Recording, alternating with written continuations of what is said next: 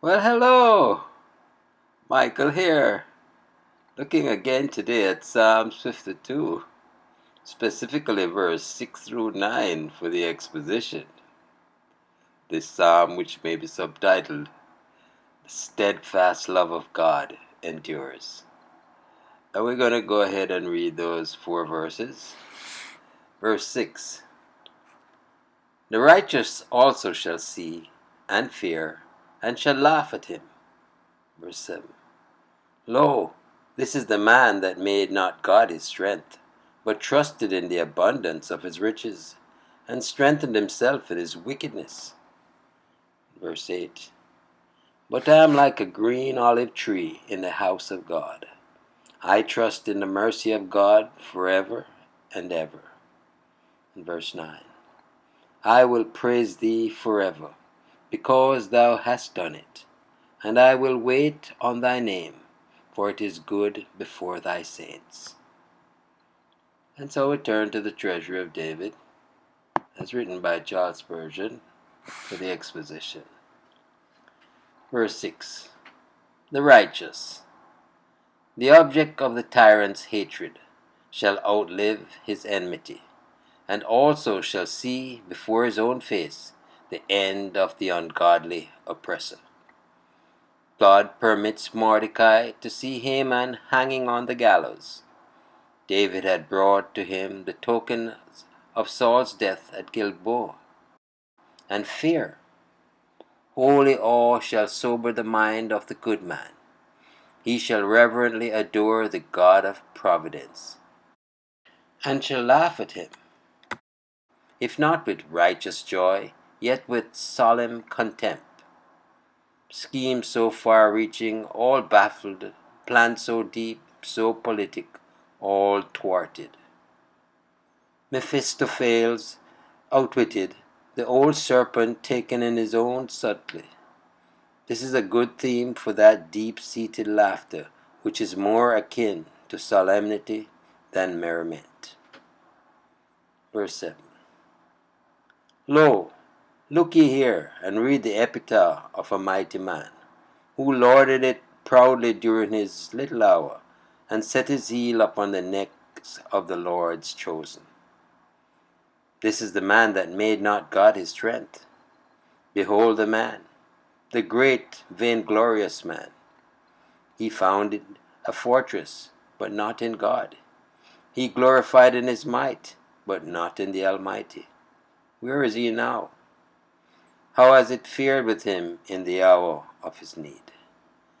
Behold his ruin, and be instructed, but trusted in the abundance of his riches, and strengthened himself in his wickedness. The substance he had gathered, and the mischiefs he had wrought, were his boast and glory. Wealth and wickedness are dreadful companions. When combined, they make a monster.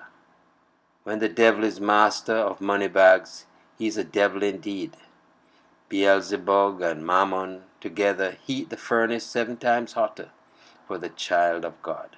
But in the end, they shall work out their own destruction. Wherever we see today a man great in sin and substance, we shall do well to anticipate his end, and view this verse as the divine in memoriam.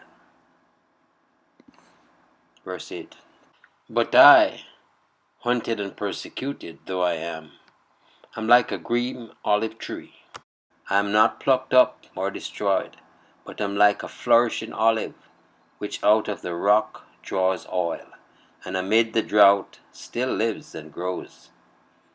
In the house of God, he was one of the divine family, and could not be expelled from it. His place was near his God, and there was he safe and happy, despite all the machinations of his foes.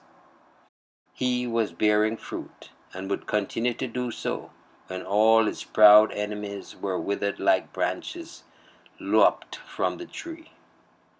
I trust in the mercy of God forever and ever. Eternal mercy is my present confidence. David knew God's mercy to be eternal and perpetual, and in that he trusted. What a rock to build on! What a fortress to fly to! Verse 9. I will praise thee forever. Like thy mercy shall my thankfulness be.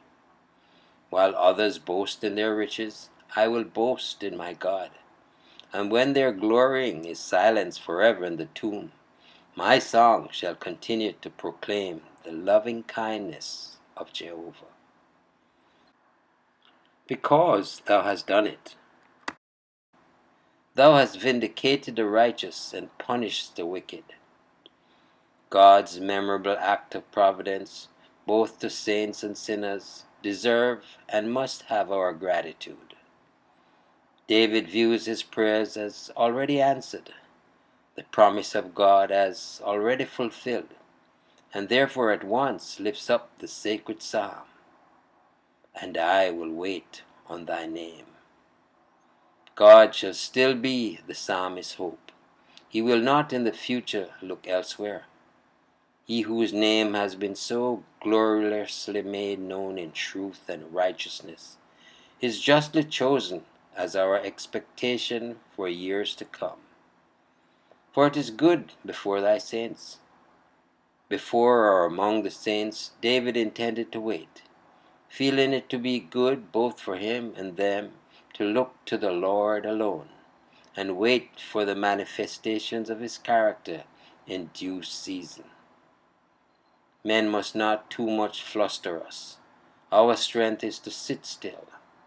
Let the mighty ones boast. We will wait on the Lord.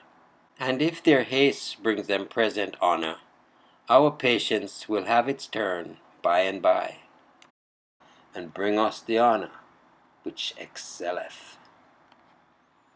Indeed, God is great and greatly to be praised. He is a treasure just to know, to serve, and to love. Trust you enjoyed the meditation. Michael here declaring yet again, Jesus is Lord. Until next time, be blessed.